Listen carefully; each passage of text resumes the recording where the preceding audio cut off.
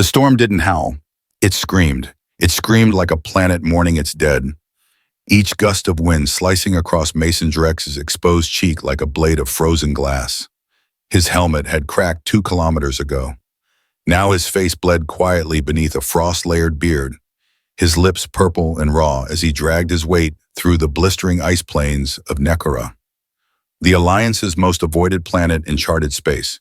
Every breath he exhaled turned to ice dust before reaching his chest. His suit had given him 6 hours of survival. This was hour 10. His boots crunched through powder so cold it didn't melt. It fractured. Above him, blackened auroras flickered like veins in a dying sky.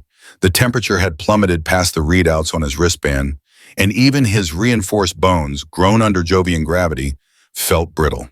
Still he walked, because something on this forsaken world had pulsed on his scanner, just once. A weak heat signature, faint, fading. Not a rescue beacon, not Alliance, not human. And that meant someone or something was alive. Mason crested the next ridge and saw it, a shimmer in the snow like ice-bending light. Then the shimmer solidified into geometry, not natural. A tall, ridged spire, smooth and organic, pierced the horizon like a frozen fang. Around it, 3 arches of blue ice glowing softly like veins lit from within. It didn't look built. It looked grown, alien, beautiful, and more importantly, warm. Mason stumbled, half crawling, half sliding down the hill toward it. His muscles screamed. His fingers barely worked.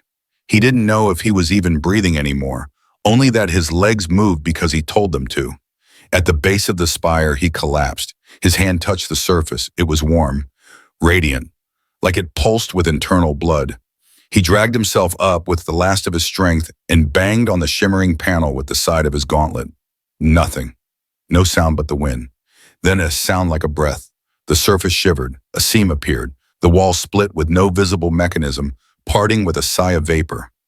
Light poured out, cool blue and violet, and in its glow stood a figure. Tall, slender, wrapped in fabric like woven frost. Her skin was translucent blue, like living crystal lit from within. Her hair fell in silver ribbons over her shoulders, and her eyes, luminescent, emotionless, ancient, locked on him.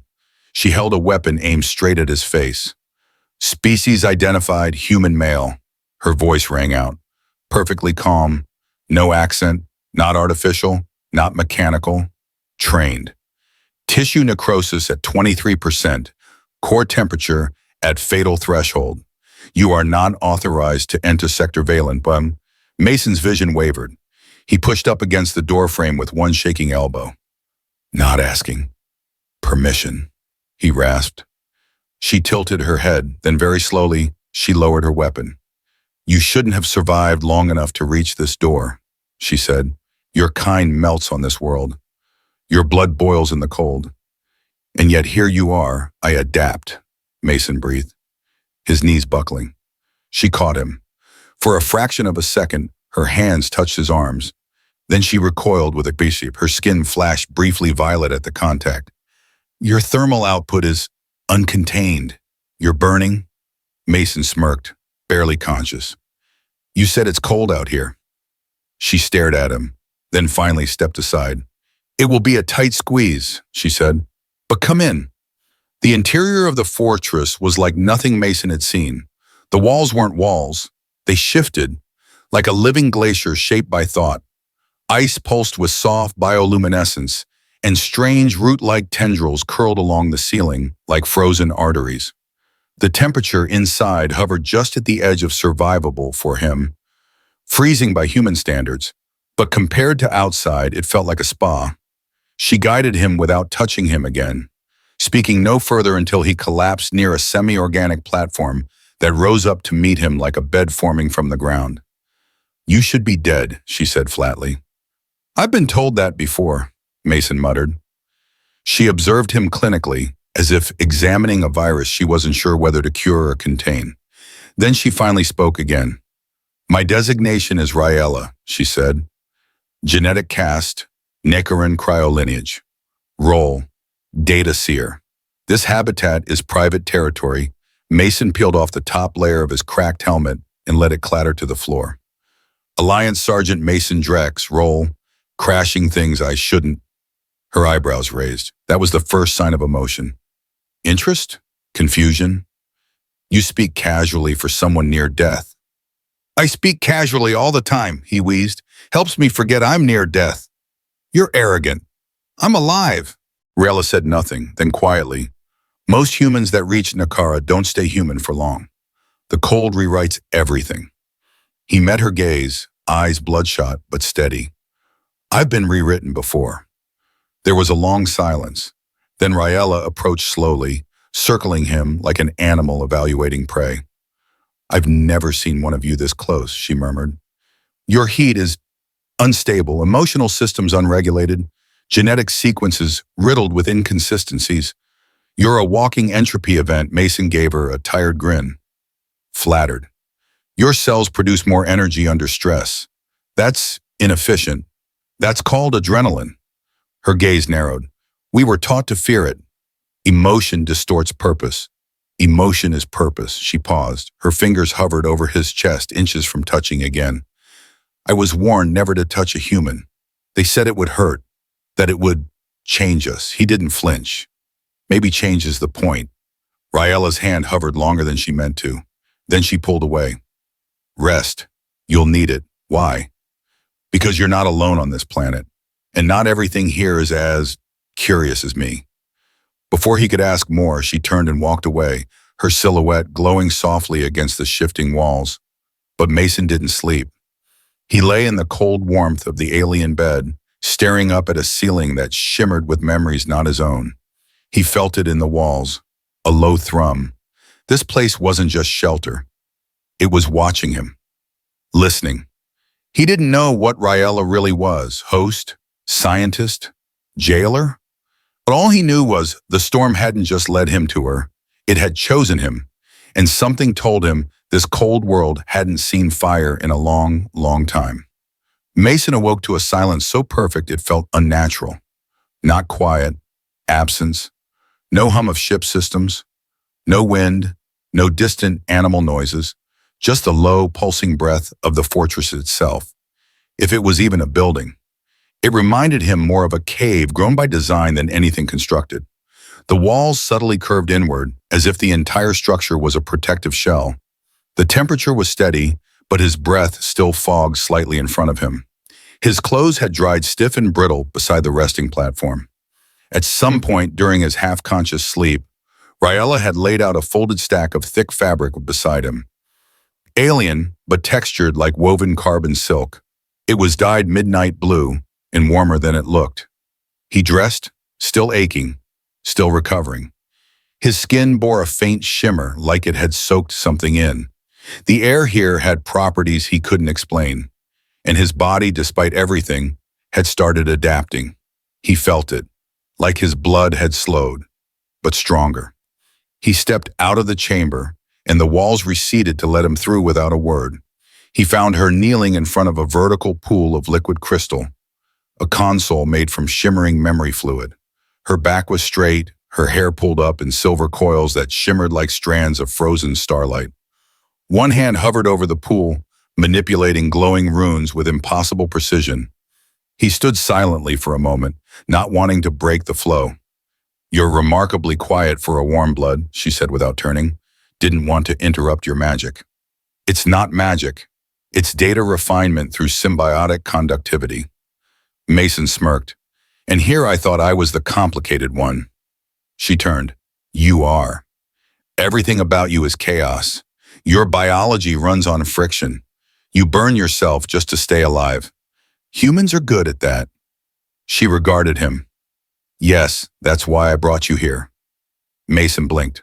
Wait, you brought me here?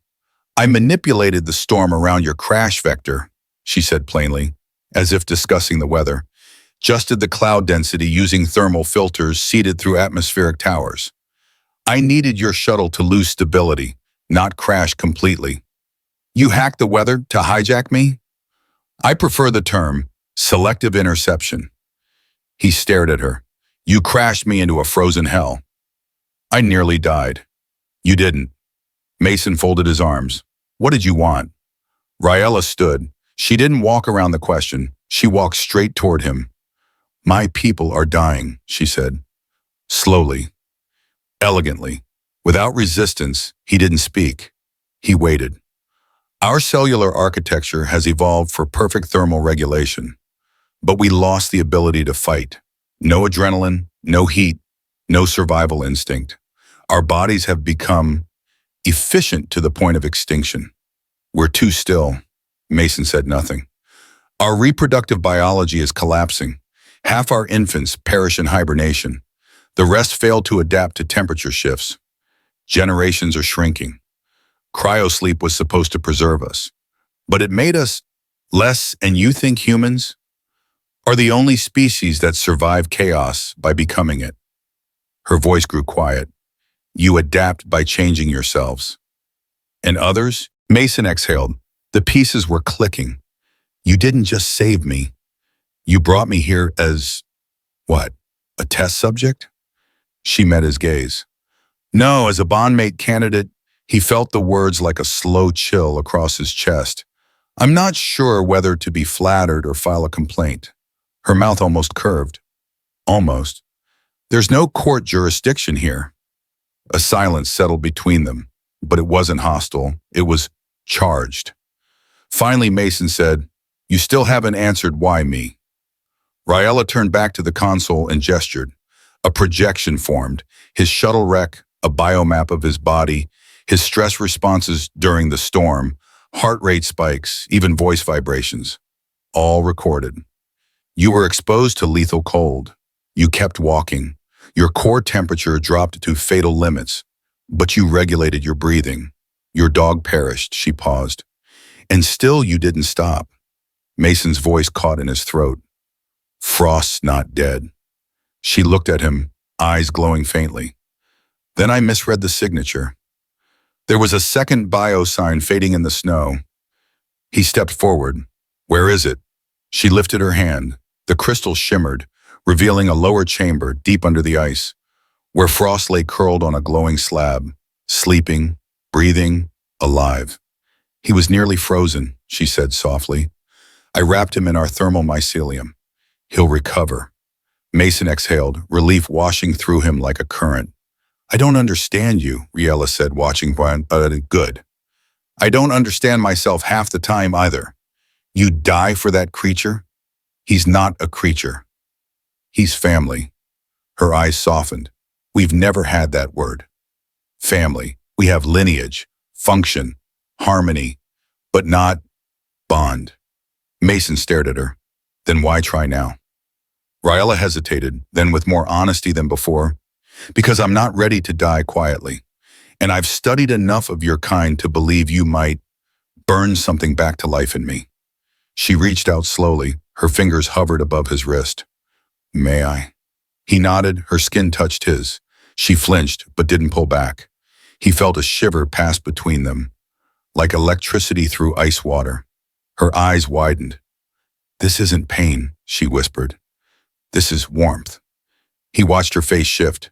No longer alien, just alive. Her lips parted, her breath hitched, her fingers trembled. Is this what you feel all the time? No, he said quietly, only when something matters. She looked at him, eyes no longer cold.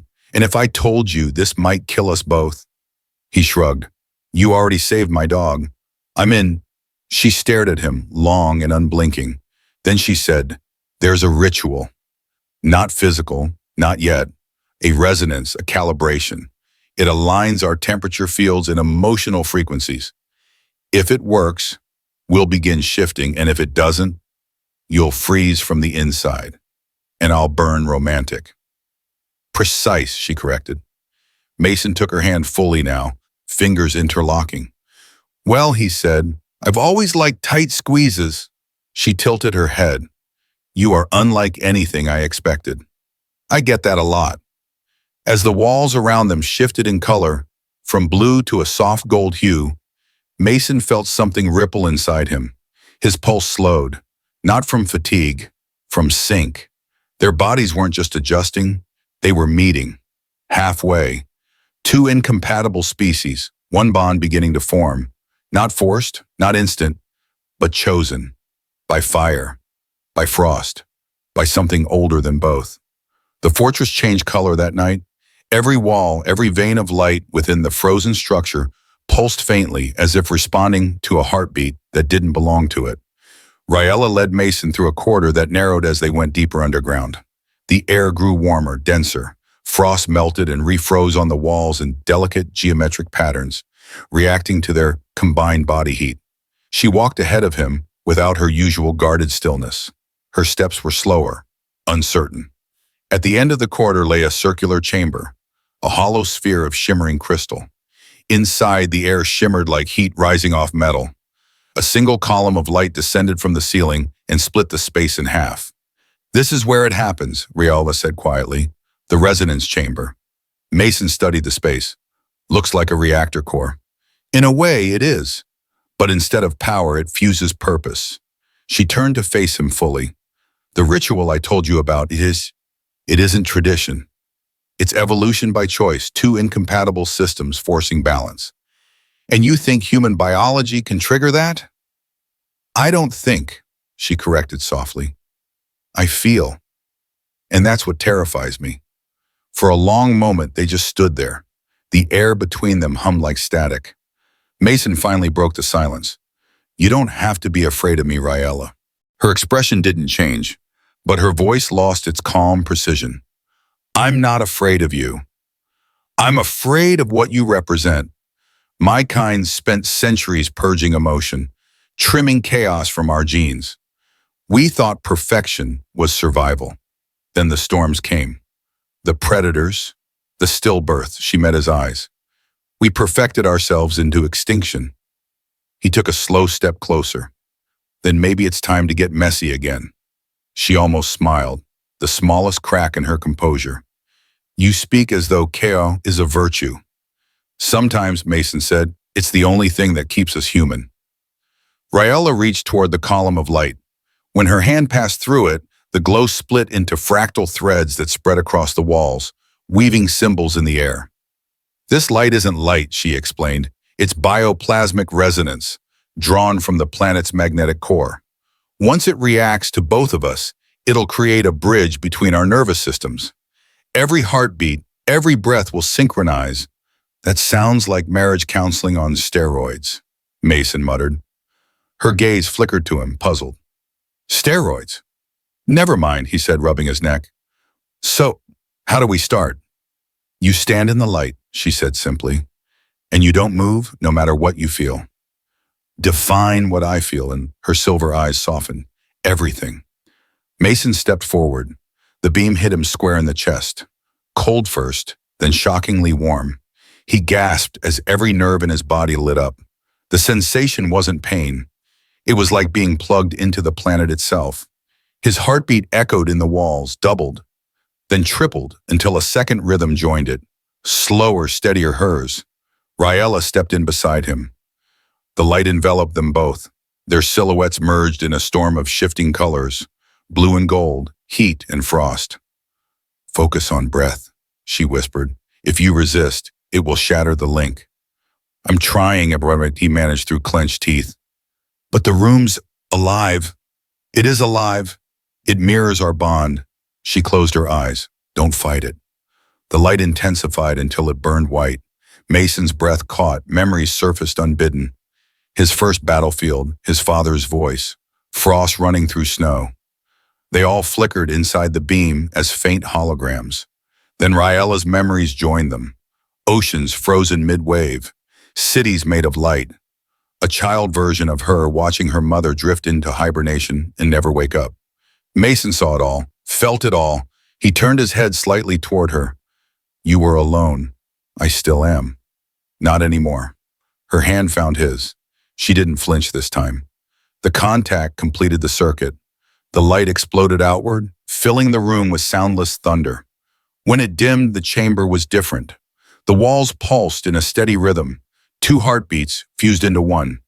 Mason's knees almost gave out, but Raella steadied him with surprising strength. Her skin glowed faintly now, tracing luminous lines along her arms where his hands had touched her. "Did it work?" he asked, voice raw. She looked at him with awe. It shouldn't have. But yes, our systems are aligned, and you're okay? She hesitated. Define okay. You're still standing. That counts? Her lips curved, the closest she'd ever come to a smile. You joke even while rewiring creation. It's a human coping mechanism. I might need to learn it. A sudden vibration shook the chamber.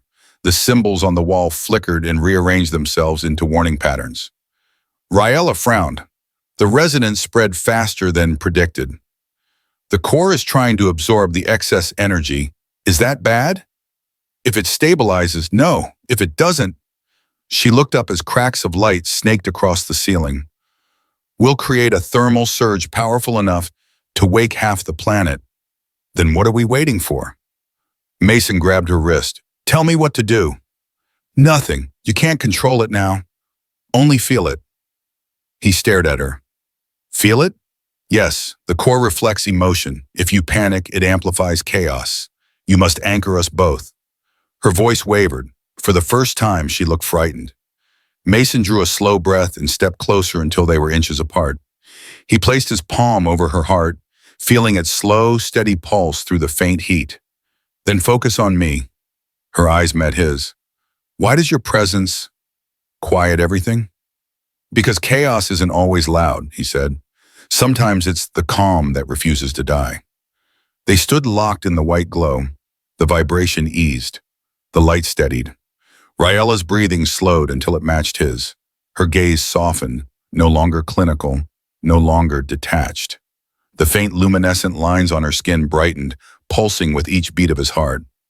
You're changing me, she whispered. He smiled faintly. That's mutual. Your body temperature is stabilizing beyond human limits, she said, scanning him with one quick glance. You shouldn't be alive, and yet your cells are copying mine. They're learning. He gave a low laugh. Guess I'm still full of surprises. Her hand rose to his cheek. So warm, she murmured, and yet you survived the cold. Maybe that's what my people never understood. Warmth isn't weakness. Neither is yours, Mason said softly. The light faded at last, leaving them standing in soft blue twilight. The air smelled faintly of ozone and frost. Around them, the walls had stopped pulsing and now shimmered with faint runes shaped like intertwined day strands. One human, one Necron. Raella stepped back, examining the readings forming across the crystal floor. The bond is stable. Our nervous systems are in permanent resonance. You'll feel my pain.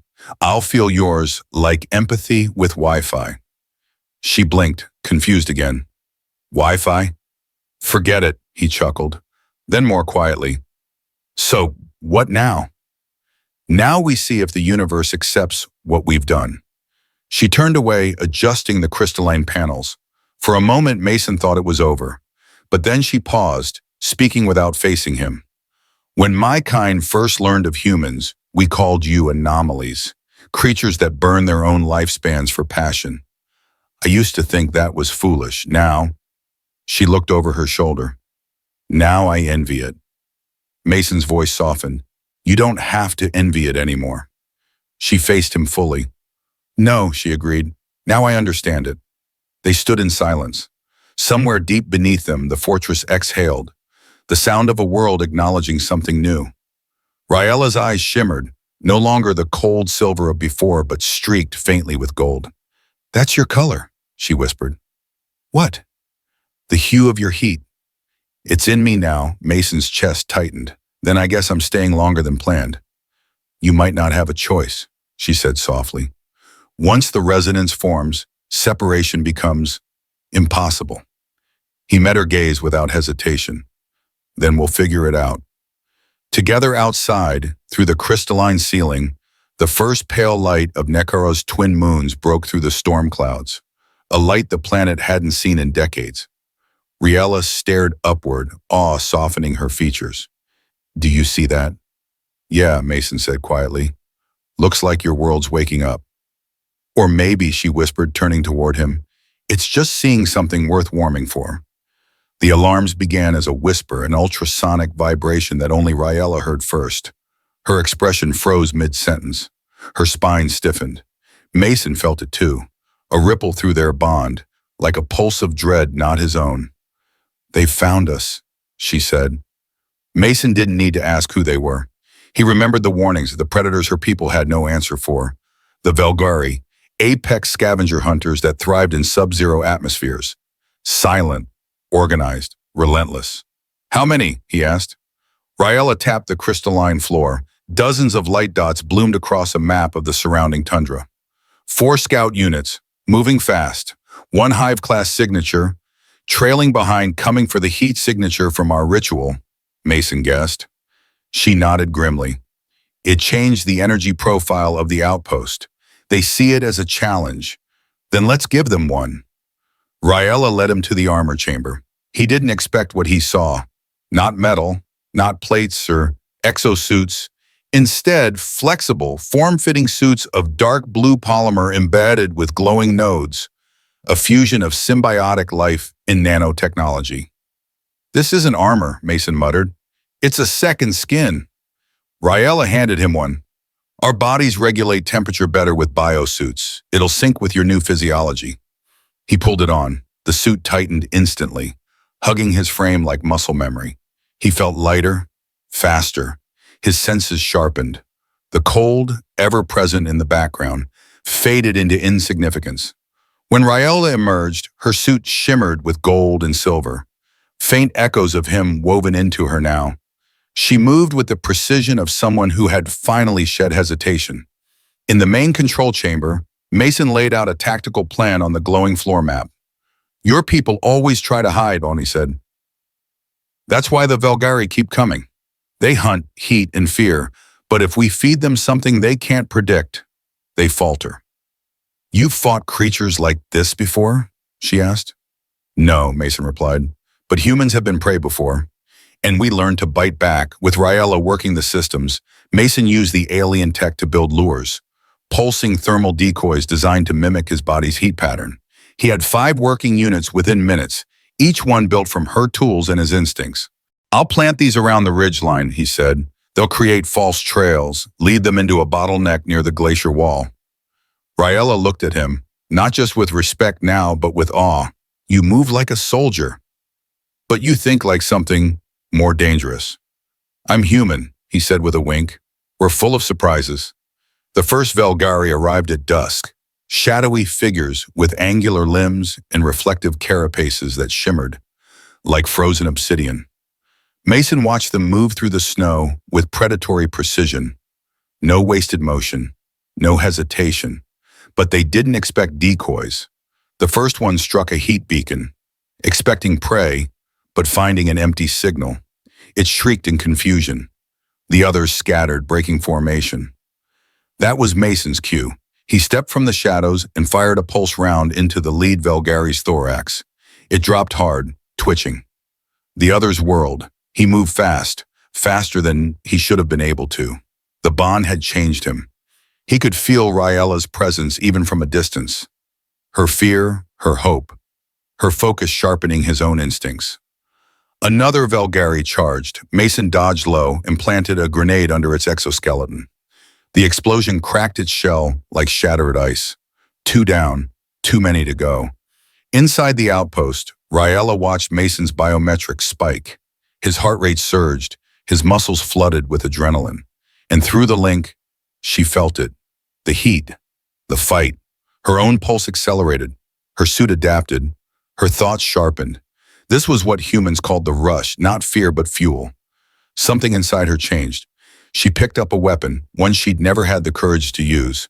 Until now, Mason was pinned behind a ridge when Raella arrived. He didn't see her at first, just the flash of her weapon arcing through the ice mist. A Velgari screeched as its legs snapped inward, and it collapsed into a twitching heap. She stepped beside him. "You shouldn't be out here," he growled. "You're not trained for—" "I am now." Their eyes met. The bond pulsed again, stronger this time. He felt her presence like a second spine supporting him. "Let's finish this," she said. Together they moved through the white battlefield like sparks slicing through frost. By night's end, 8 Velgari lay broken in the snow. The others retreated, confused by the unnatural heat signatures. The changing patterns, the resistance. No Neckaran outpost had ever survived an attack like this. Ryella stood over one of the fallen creatures, her eyes glowing faintly with golden rings. "They'll come back." Stronger Mason nodded. "Then we'll be ready." She turned to him, the rising twin moons behind her, casting light on her transformed face. Still alien, still hers, but now carrying his heat in her veins. "We didn't just survive," she whispered. "We made them run." He touched her cheek, his voice low. "That's what humans do. We don't run. We teach others how not to." She stepped into him. "Then teach me everything." The morning sky above Nekkara had never looked like this, not since Ryella was born, not since her mother faded in cryo-silence, not since the cold swallowed hope. Now gold streaks shimmered through the ice clouds, subtle warmth, not enough to melt glaciers, but enough to suggest they no longer ruled without question. But with dawn came shadows. Mason stood beside Ryella atop the ridge, watching the hive arrive. The true Velgari swarm. Not 4 or 5, 40, maybe more. Slithering shapes gliding across the frozen horizon like predators with purpose. Ryella's voice was steady, but he could feel her heartbeat through the bond, the tremble under her skin. "This many have never gathered at once. They think you're still prey," Mason said. "They're wrong." Below them, the Neckaran council ship descended, a spire-shaped cruiser made from folded ice and electromagnetic shields. The elders had received her emergency call. They hadn't come to help. They'd come to contain. Inside the outpost, Ryella stood before the council. 8 figures, tall and pale, draped in ceremonial frost threads. Their eyes shimmered with silver authority, emotionless, ancient. "You've breached genetic protocols," the High Elder intoned. "The human must be quarantined." "Your link severed," Mason repeated, stepping forward. "We're not a comm line. You break this bond, you kill her." The elders barely acknowledged him. "We warned against emotional exposure. Now your biofield is corrupted. You pulse with his heat. You've let chaos," and Ryella's voice was calm but sharp.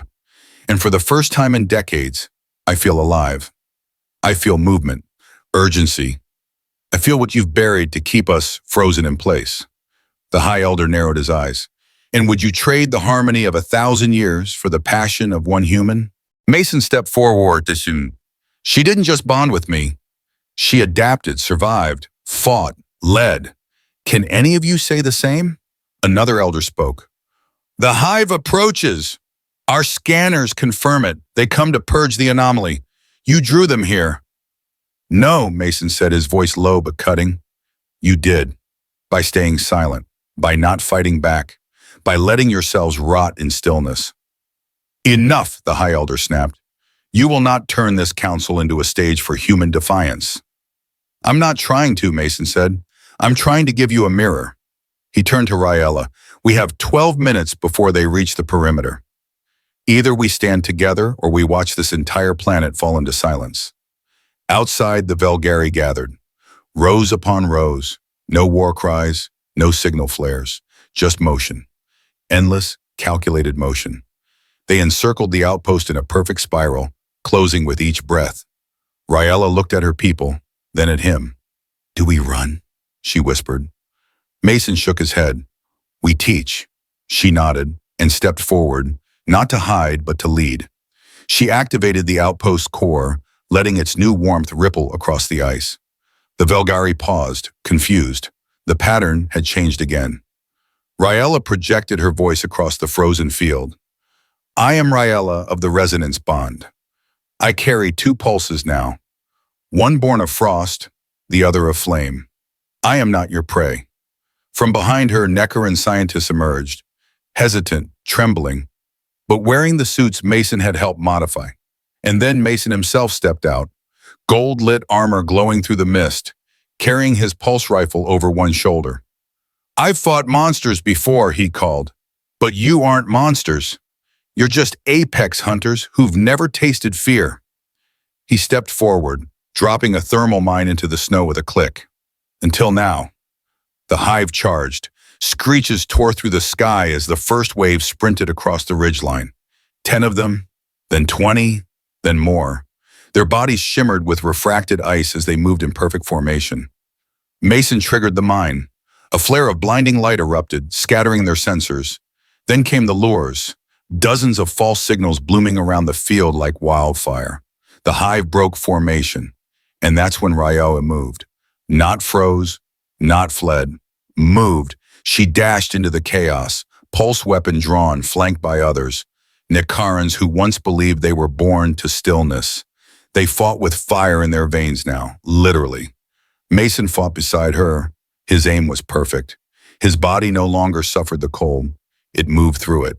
The bond amplified everything. His timing, his instincts, even his sense of her location without looking. At one point, a Vulgari leapt at him from behind, claws extended. Ryoa caught it midair. Her arm glowed as her enhanced strength snapped its limb, then blasted its skull with a single shot. Mason turned stunned. "You've been holding back."